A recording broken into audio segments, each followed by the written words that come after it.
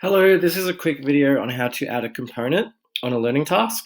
Where I am at the moment, I have just clicked on school resources. Once you click on the pencil tab up here, and school resources. So here you've got all the learning tasks for all the different subjects. Obviously you'd go to your year level and you go to your subject. So I'm just playing around in maths, and I've created this learning task called ABC. If I go edit, and I've got components, this is where you can add components. So we've got add component here. So you'll see that I've got some things here already. You'd be familiar with percentage. You'd probably have letter grade as well. But I've added two other ones, a derived result and a Vic curric level. So all you do to add these things is you click add component. So here there's a bunch of things you can add. These yellow ones are all the Vic curriculum components that you can add to tell you the level, attach it to an assessment task or a learning task. And I think this is a really good idea because at the end of a unit, generally your summative assessment will give you an indication of what level they're at. So that's useful for later because for semester reports, you can then import these Vic curric levels in the same way that you import attendance. So it's going to save you a bit of time. So I'd recommend doing that. So to click it, you just click the plus sign like that. Down here, you've got calculated graded components, and there's quite a lot of these. So I haven't played with all of them, but one that I find useful is derived result by percentile. So I'll just show you what that looks like as well. So I've added one already. So in this one, I've ticked this learning task, and I've got calculation settings. So this is where you can do some fun things.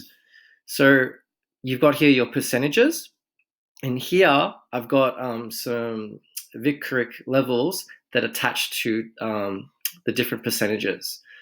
So for this particular assessment task, it was designed to cater to students below level and students above level. So this is a year 7 task. So 7 was at level, around 75%. If they get over 75%, they get a 7.5 because the task was created in such a way.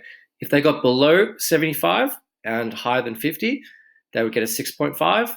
If they got 25 to 50, they would get 6. And if they got a 0, it'd be undefined. So this is a cool way to auto-populate something like your Vic curric level. And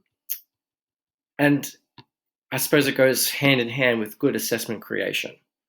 So I'll show you what that looks like as well. So that's the derived result, and that's how you can have a play with different percentages there.